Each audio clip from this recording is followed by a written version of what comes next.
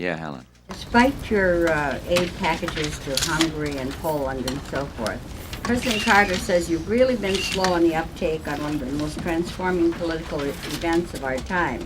You have failed to show the leadership. You've failed to put the U.S. ahead of the curve on these things that are happening.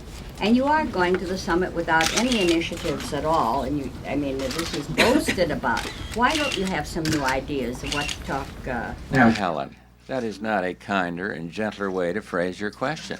We have done plenty.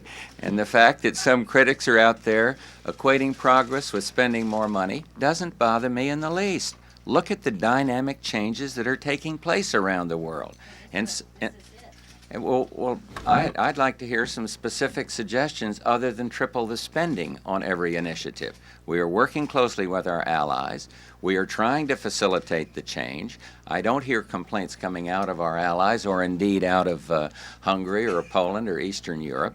We've got a seasoned team that is evaluating the change. I will have a wonderful opportunity to discuss the change with Mr. Gorbachev. But I can't be all concerned when people jump up and say the answer is to spend more money. No, that isn't it. Well, what is their answer?